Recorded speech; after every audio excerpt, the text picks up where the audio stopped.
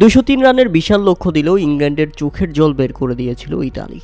ইংল্যান্ডকে রীতিমতো সোজা কথায় বলতে গেলে বাপ ডাকিয়ে ছেড়ে দিয়েছে ইতালি। হ্যাঁ দর্শক, 203 রানের জবাবে ব্যাটিং করতে নেমে যে দলটা মাত্র 1 রানের মধ্যে 2 উইকেট হারায় এবং 22 রানের মধ্যে 3 উইকেট, সেখান থেকে দলটা ম্যাচটাকে বেরই করে ফেলেছিল। বিশেষ করে জাস্টিন মস্কা এবং বেন মার্নেন্তি, এই দুই ব্যাটসম্যানের 48 বলে 92 রানের ঝড়ো পার্টনারশিপ খেলাটাকে বের করে দিয়েছিল। তাহলে একবার চিন্তা করেন, ইতালির টপ অর্ডার ব্যাটসম্যানরা যদি আজকে কিছুটা রান করতে পারতো, তাহলে আজকের ম্যাচে হেরে বিদায় নিতে হতো ইংল্যান্ডকে। ইংল্যান্ডের বিপক্ষে ইতালি যে ফাইট দিয়েছে, ইতালি যে লড়াই করেছে, সেটা একেবারেই অবিশ্বাস্য। কিন্তু সেখানেও খেলা শেষ হয়নি। এই দুই সাইড ব্যাটসম্যান আউট হলেও শেষ দিকে ইংল্যান্ডের ঘুম হারাম করে দিয়েছিলেন গ্র্যান্ট স্টুয়ার্ট।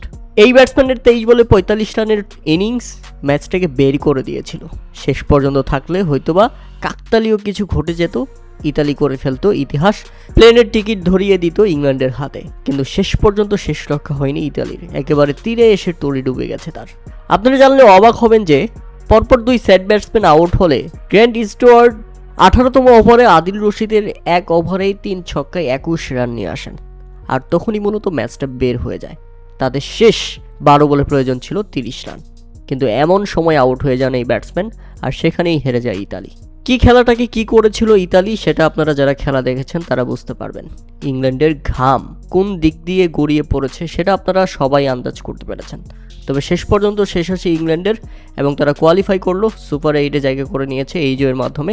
রুদ্ধশ্বাস 24 রানের জয়ে ইতালি দারুণ লড়াই করেও শেষ পর্যন্ত এভাবে হেরে যাওয়াটা দুঃখজনক ব্যাপার।